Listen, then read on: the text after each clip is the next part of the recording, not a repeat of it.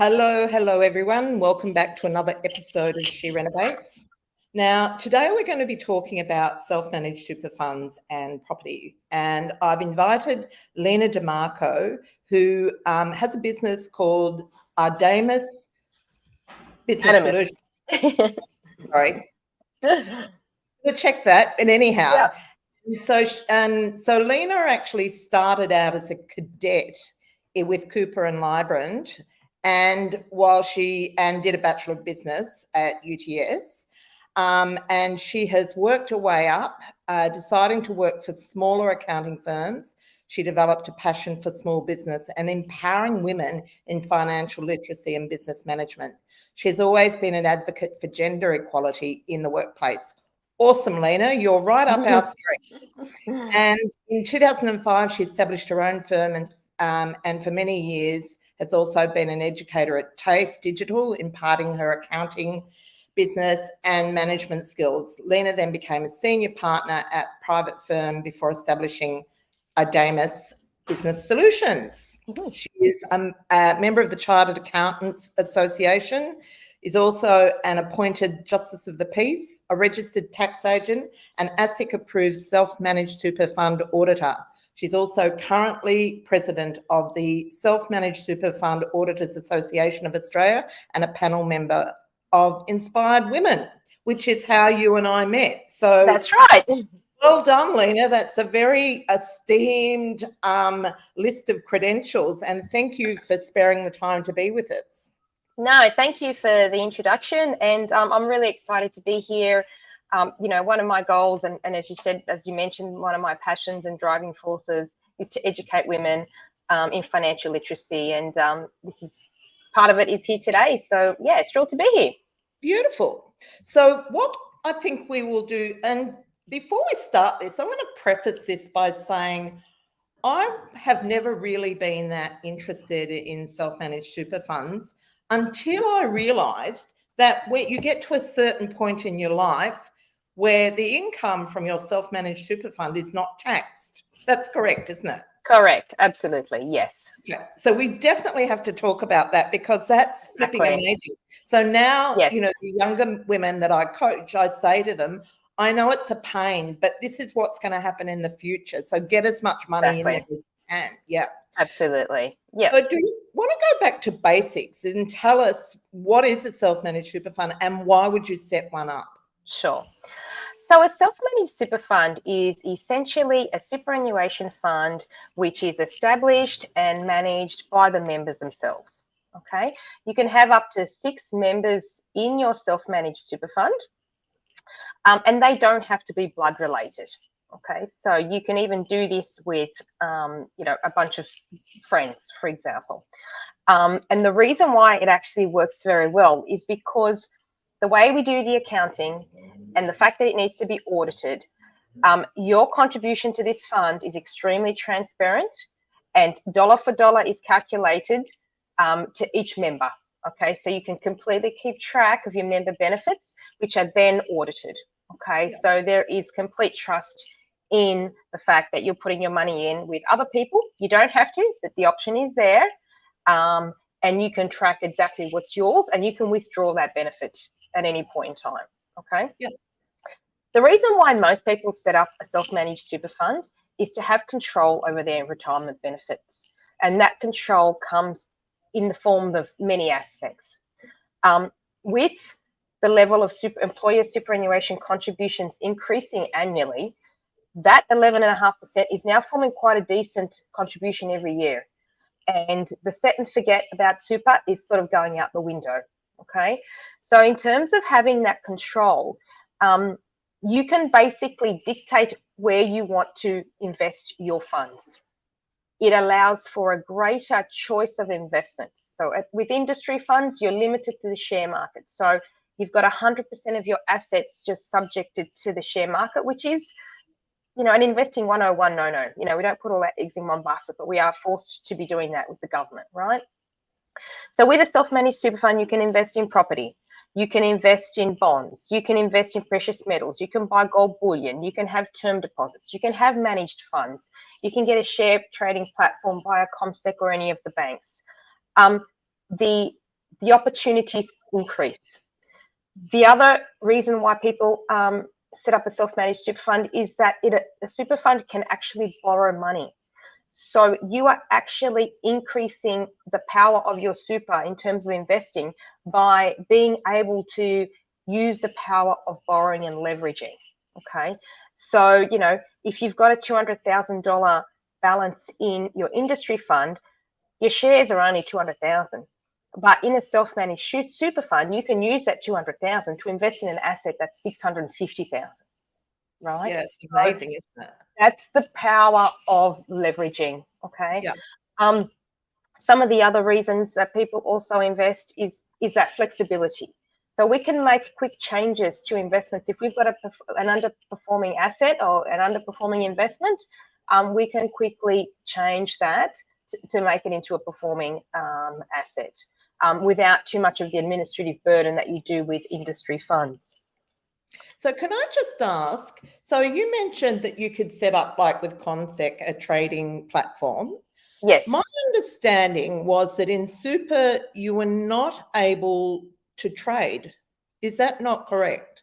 No, you can. You can definitely buy shares outright in a self-managed super fund, just like you can buy crypto. I mean, I wouldn't recommend it. And my few clients, my few young clients who like to dabble in there and do my head in with the crypto, but there is no prohibition, right? There's no prohibition in terms of also, you know, developing property in a self-managed super fund, as long as it's not geared, right? So when you're borrowing to purchase a super fund, borrowing to purchase a property, that's where we have limitations on the amount of, I guess, renovation or change of that asset. So when you're borrowing, you can't significantly change the asset. So we can't sort of buy a block of land and build on it, or buy, you know, an old house, knock it down and rebuild. But you can do cosmetic changes to improve that asset, you know, so that you can increase the rent. So you can put in a new kitchen or a new bathroom, that's fine. You just can't substantially change it. But if you are one of these lucky people who have saved really well and you've got a really decent amount in your super, you can actually use that super to buy a property and renovate it, or, you know, build a duplex or do whatever, as long as there's no borrowing involved. Yeah. So that's once again, so once again, it just, SMSF opens up that opportunity. Now, the other benefit is that the superannuation fund is only taxed at 15%. So it's an extremely low tax environment for wealth building.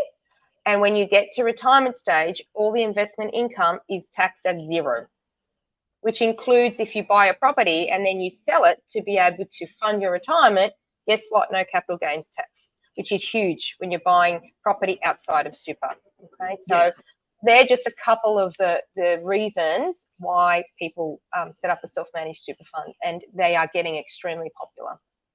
Yeah, I can see why. Now, early on in my business, I used to work with a financial planner, because obviously our women need to, you know, have, and he said to me that he wasn't going to be working in property anymore because he was really concerned that the government would, he wasn't going to be recommending property anymore, that the government was going to change the rules that would make his advice, like, what's the word, outside the guidelines. What? Right. So where is that coming from? Yeah, look, I'm not really sure. I mean, look, we've got the risk of the government changing legislation in any aspect of tax, really, right? You can only make decisions based on what the current tax, you know, laws are. You know, look, back at, what was it, 6 or 8 years ago, when we had an election coming and Labor was going to get rid of negative gearing, right? So that didn't go too well because they didn't win that election, right? And I think, you know, that was a big no-no. So I don't think that the long-term strategy of the government is to really crack down on property. In fact, they are encouraging You know, that they put all these sort of planning processes in place to try and encourage people to build more houses, build more units, because we're at a shortfall, right? So I'm not really sure where that was coming from. There's always that fear that the government will change the rules, but what we tend to find is when they do that, it's not retrospective, right? So if you've already done it, you've bought a property, those rules are generally grandfathered going forward. Any new super fund that might be created would have to adopt those new rules. That's generally what happens. They're not going to sort of just go back and go, oh, yeah, anyone that's done this in 10 years, we're going to change it. Like that's not how it works. So I'm not really sure where he came from that aspect of it. I mean, there was some issues, you know, with property spruiking and all of that sort of stuff. You know, 15, 20 years ago. But well, it's still there now. Well, it is, but it's not. You know, I think people are generally more informed and more well aware. Sorry, Lena, and they're not. Oh, really? No. Well, look, the financial planning rules are, I guess, are a bit tighter, and there's a bit more regulation around that sort of stuff. But look, it's our job to educate people. And, you know, that's why we're here today.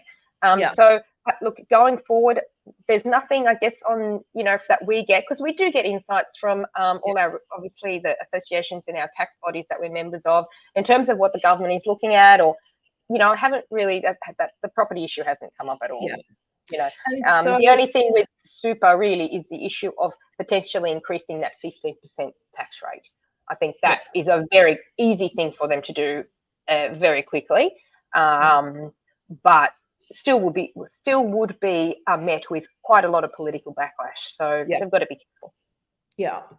So, so are you able to give advice around like investment advice? Look, I've got a limited financial services license, which limits me to advice on self-managed super funds and superannuation in general.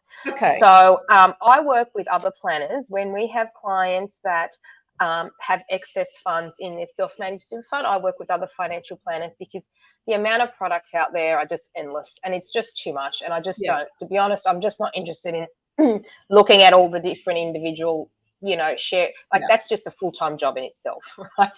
So I prefer to sort of leave it to the experts. If a client has got, you know, an extra 100,000 after their property and all of that, or 50,000, whatever, we go to a financial planner and say, look, come up with a share portfolio or managed funds, or you know, and then they will do the product specific advice. But I can set the fund up, put all the frameworks in place, help you with all the compliance, do all the accounting, the regulatory stuff every year. We work with solicitors, we work with property brokers, you know, we work with everyone. And so you really have a team of people supporting you, and that team are experts in their own right. Yeah, absolutely. So I find that one of the problems there is around getting advice about anything that you're going to do is that almost all the financial planners are affiliated with a company or are getting commissions. So you're really looking, it's hard to find someone that's au fait with property. Have you got any solutions for getting around that? Look, the planners that I work with, obviously the planners need to be licensed. So they need to come under like a licensee, but we generally want to find planners that their approved products are very broad. So most of the ones that I deal with have very broad in terms of managed fund access, you know, through various platforms. So I'm happy with that. With the property side of things, most of them, you know, deal with property also. So they won't make recommendations about a particular property, because usually the clients work with a buyer's agent, or they've already got a property in mind. Most people, when they set up a self-managed super fund and are looking into property, they have already either had discussions with a buyer's agent or have made their own research. So they sort of know, look, we really want to pursue this from a property aspect. So the planners that I work with are, you know, are property savvy also, in terms of they will include that in their statement of advice. But generally, if they've come to me because I can give that advice, I will do the basically statement of advice, to get that property underway. We don't need to go elsewhere. No. We only go elsewhere when we want to look at managed funds or shares or that sort of stuff, and they want someone else to manage that. They don't want to do it themselves. But if you're happy to set up your own, CommSec trading, and you want to directly invest in a Vanguard fund or, a Macquarie fund, you can do that on your own. You just fill out a form and you send the money off, right? So you don't need to incur all these financial planning costs if that's what you want to do. Because essentially a lot of these planners, that's what they do. They put them in what we call passive investments, right? They're not actively managing that share portfolio for you. The average person doesn't have enough for a broker to be on call, been calling you, yep, this has gone up.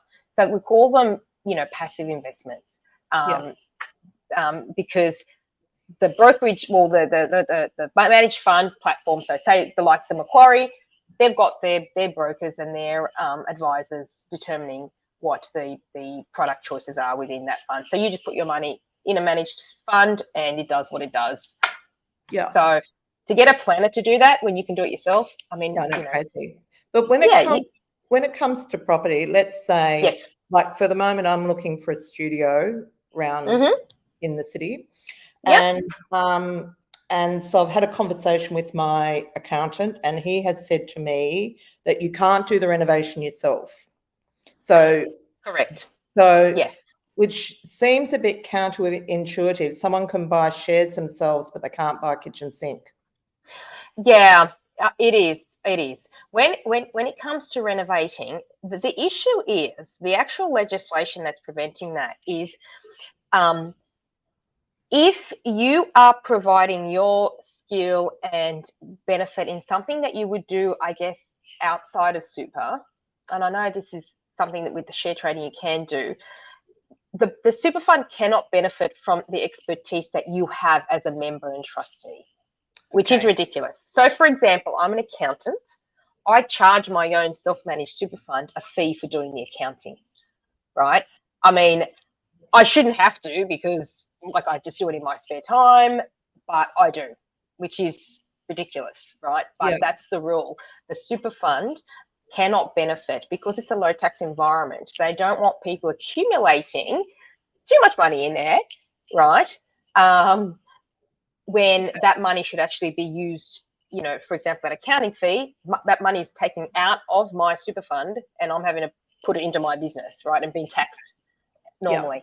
So the way you can get around that is that you can renovate it, but you're at arm's length with people, okay? So you can hire a builder to do that, right? You can hire a tradesperson to go in and do whatever the renovation is. You can't just use your personal exertion and your personal effort to do that, right? But you can engage people to do the renovation, right? You get it, the cabinetry workers and so forth.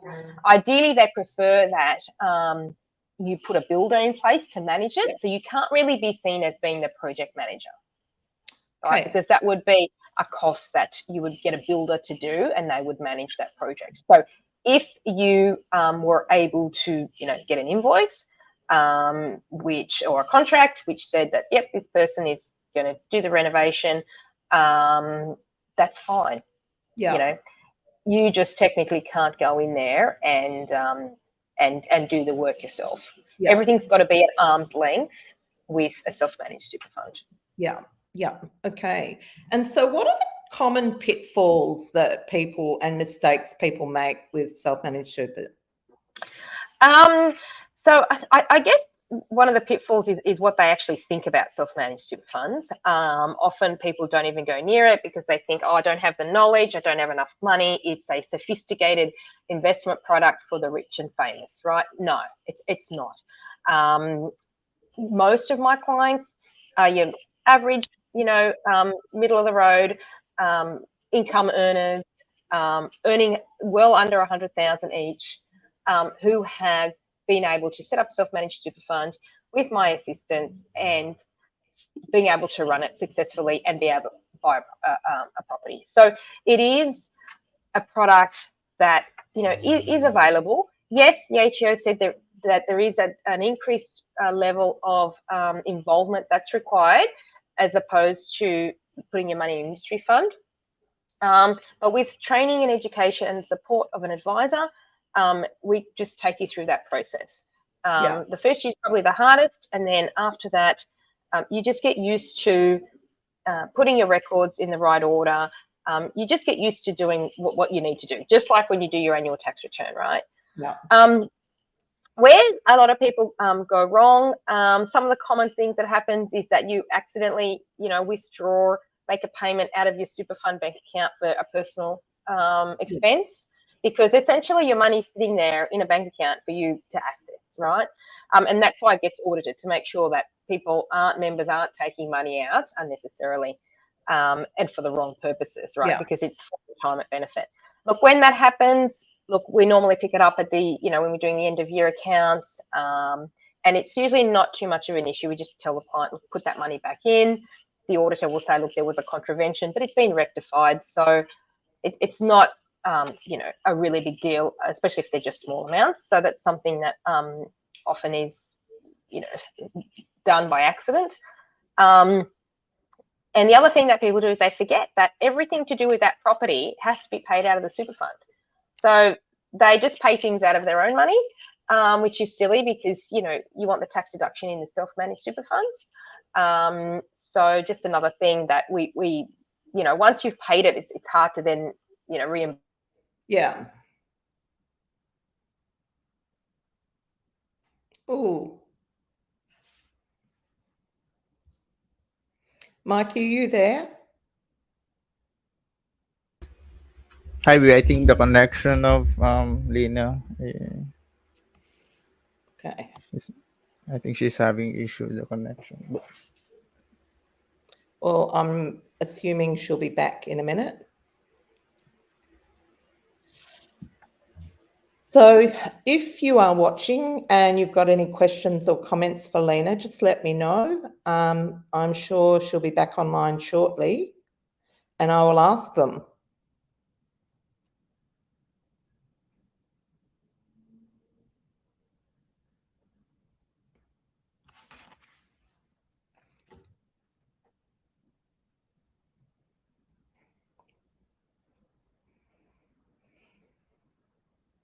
We'll just wait. I'm sure she'll be back in a second.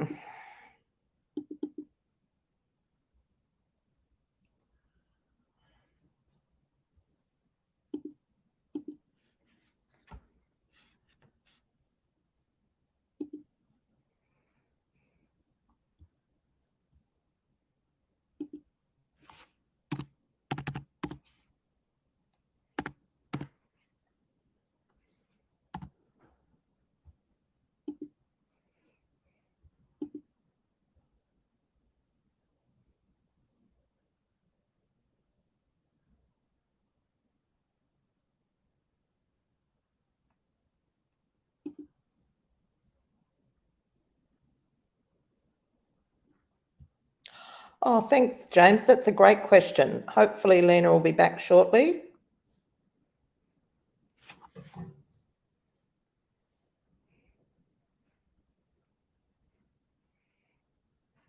I thought you might have been sleeping off your big trip from Japan, James.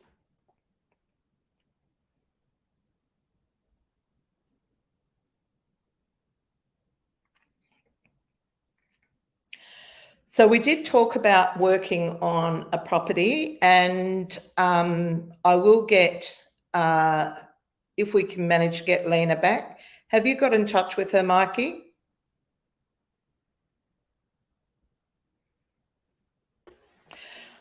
Oh, yeah, I sent a message okay. to Lena. She's not responding yet, but yeah. Okay.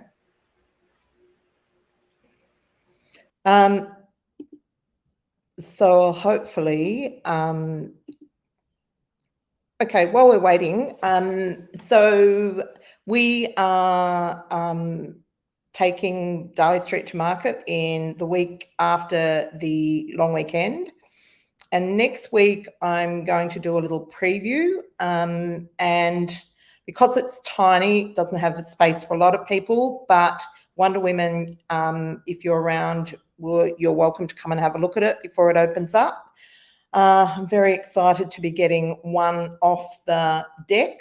I will be putting it on Airbnb for the settlement period once it's finished, because it's in such a great location. I may as well. It's, perfect for short-term rental and just for the 6 weeks of settlement before we hand it over to its new owner.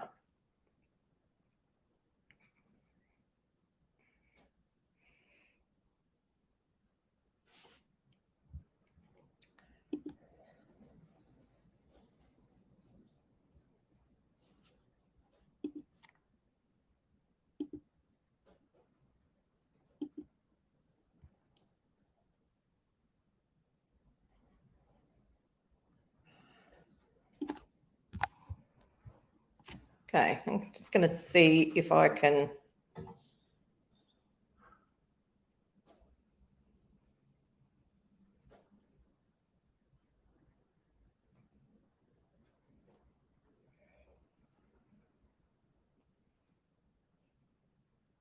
Call Lena.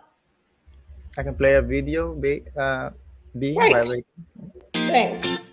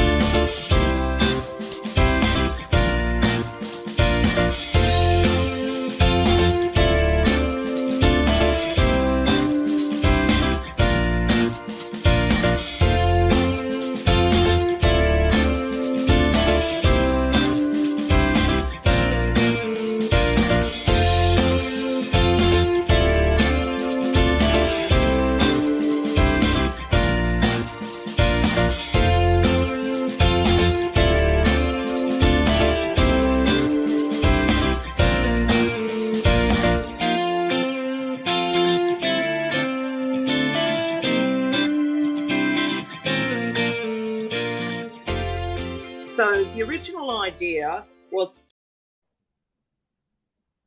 here we go.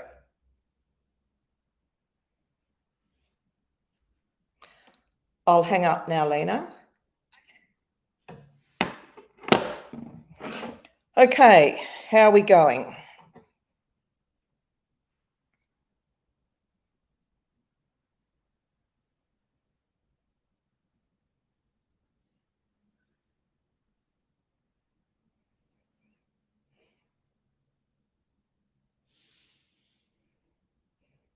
So sorry about this, everyone. This is a new thing. I could sing, but that wouldn't be very good. So also while we're waiting, She Renovates, the annual conference is coming up on the 16th of October. If you don't have your tickets, go to the website and you'll see it on the front page and grab your tickets. We've got a great lineup this year and it's going to be an amazing day. Oh, great to see you. I don't know what happened. It just cut out and then I couldn't log back in. That's bizarre. Okay. But that's okay. I've been entertaining here, singing, dancing, you name it. We've got a couple of questions before we move forward, Lena. Yeah, sure. The first one is, what advantages are there for couples with self-managed super fund? Look, there are lots of advantages. As I mentioned, a couple of the reasons why people, set up self-managed super funds is the advantages are that you have your control over your super, you have a wider range of investment choices. Depending on where you are in your life cycle, we can potentially reduce the tax rate from 15% to zero on investment earnings, which definitely does not happen outside super. The other advantage that I mentioned that I didn't mention earlier that's just popped into my head is if you are a business owner, your self-managed super fund can buy your business premises, okay? And you can pay rent to your business. So you're paying rent to yourself rather than paying it to a third party. So that's another advantage. And you know, even when you decide to, you know, shut down that business, you still have a property that your commercial property you can lease out to other people, or you can sell it and reinvest it. And if you are in pension phase when you do that, there's no capital gains tax on the sale of that investment property, okay, of that commercial property. So the advantages over just leaving your money in industry super well exceed any of the, I guess, compliance costs in running super. Because yes, look, there are fees in running a self-managed super fund, but Roughly how there are much also does it fees. cost?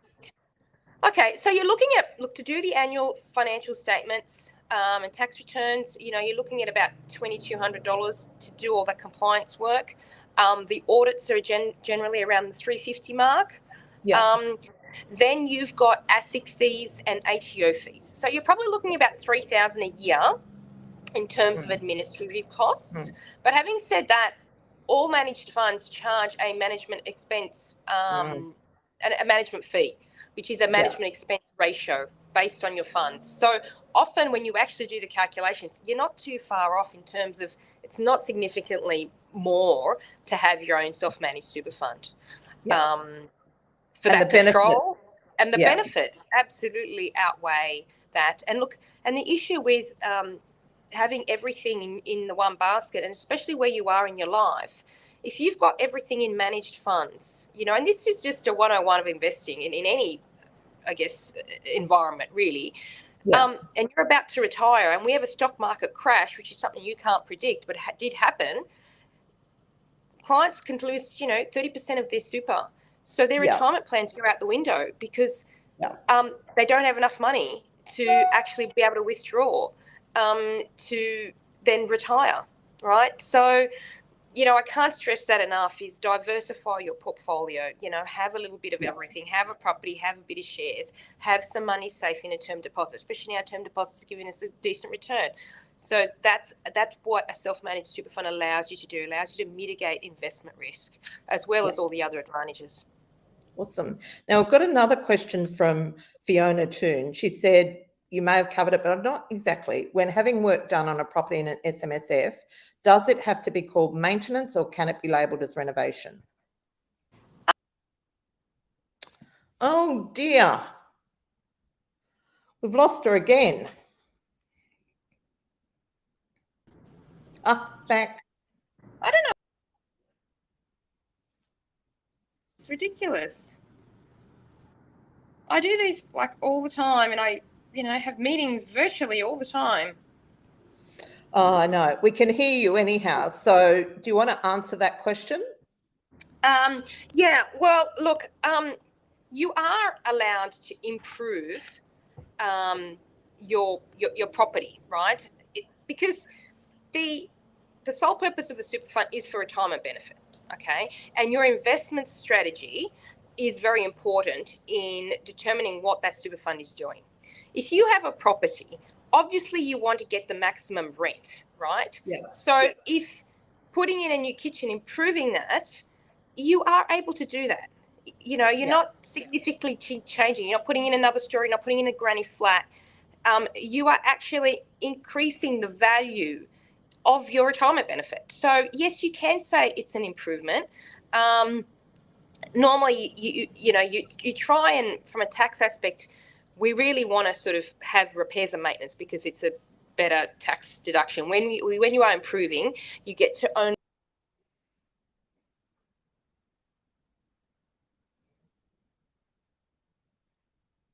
aspect. So the improvement. We missed all that. Sorry, Lena. So from a tax perspective, repairs and maintenance are sort of treated a bit more favourably. So if you're just sort of, putting in replacing the toilet, that's the repairs and maintenance, right? Yeah. When you're doing significant, like putting in, say, new bathroom, your tax deduction is only 2.5%. Yeah. So definitely you want to, you have to basically do the right thing. And if you are replacing that bathroom, then it is, it is an improvement. And it's okay to improve your asset to be able to, get a better return. Yeah. Beautiful. Now, 2 more questions. Is Sure. there an age barrier later in life where SMSF is not worth it? Look, it really depends on what you are trying to do, and what your investment strategy is. Okay, if you are later in life and you're generally a bit more cashed up from the super side of things, you can set up a self-managed super fund and buy a property, because the reality is we are living longer. And you may retire at 65 and potentially live till 95. So that's a 30-year gain on that property, right? So if you were to buy that outside super and then sell it down the track, you'd have capital gains taxes as an individual, but you don't do that. You won't have that in a self-managed super fund. So it really, it's hard to sort of do a blanket yes or no. It really depends on the individual's circumstance and what they're investing in. If they were going to just invest in managed funds, I would sort of say, well, look, you could do that quite easily without the headache and without the cost in an industry fund, right? Because you need to take out a pension. So it does get to a point where we do shut down self-managed super funds when we've liquidated a whole heap of assets, and for example, we're just holding cash. There's no point. There's no point. And if your account's trying to hang on to get those fees, there is no point. You may as well withdraw that money, just put it in a term deposit in your personal name, and just save yourself those costs. So it is definitely a conversation that needs to be had with the individuals, just to sort of work out what they're trying to do, where they are, and what their investment strategies are, and then you can make the right choice as to whether it's the right investment vehicle for you. Yeah. Awesome. Now, I've got a question. Rolling over money into a self-managed super fund. We've been trying to do it for at least 2 months and getting nowhere fast. You got any tips on that?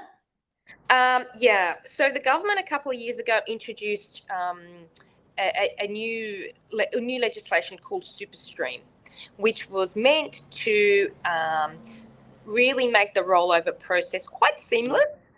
Was meant to take about 3 days from the request, and it just hasn't really worked that way. So definitely, if you're still doing it paper-based, it does take longer. We have the software. Sorry. Oh, you're doing it through SuperStream too? Well, our accountant is, Correct. You can't really do it yourself anymore.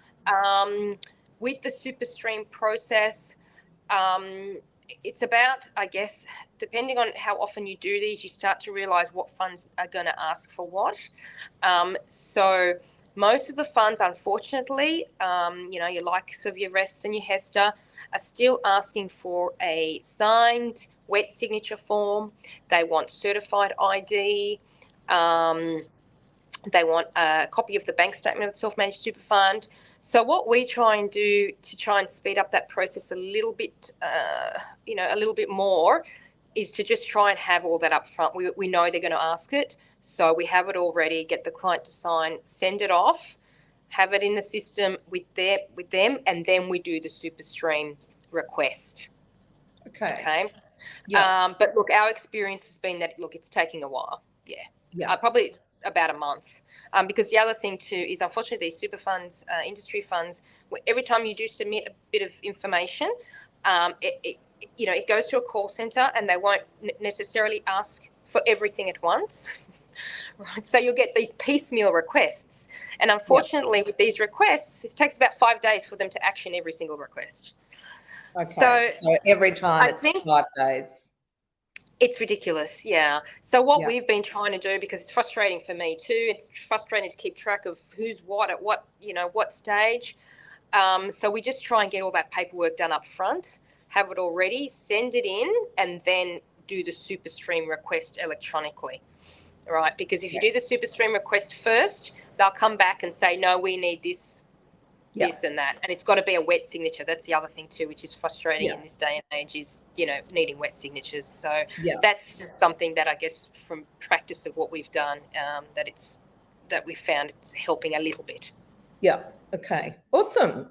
So is there anything that we could talk about this for hours, but is there anything particular that I should be asking you that I haven't? I think it's important, you know, for people to know that, look, there is a little bit more time and effort involved in setting up and running your self-managed super fund. But if you've got a good accountant and a good advisor to just help your hand through it, it's not an overwhelming task. And as I mentioned, I have clients who, you know, aren't degree qualified, or, you know, don't sit there behind a computer all day, and are completely capable of running their super with my assistance and support, and we tell them what we need done. So, you know, it is an avenue that is available to everyone, and I guess my goal is to allow people to, you know, to have that extra property purchase. And, you know, sometimes individuals have maximised their borrowing capacity as individuals. So the other advantage is that your super fund, you're creating an entity, creating a new borrowing capacity. Yeah, right? That's awesome. So, I think that I think we've touched on the main issues today, and, you know, some of the pitfalls and the advantages, and, you know, being quite objective in that. There's just one thing I wanted to add, and something that we have found is, because we're pulling together a class project, some of our members are actually investing in that project from their self-managed super fund, and which I think is like really amazing, because Absolutely. you know, so and I was sorry.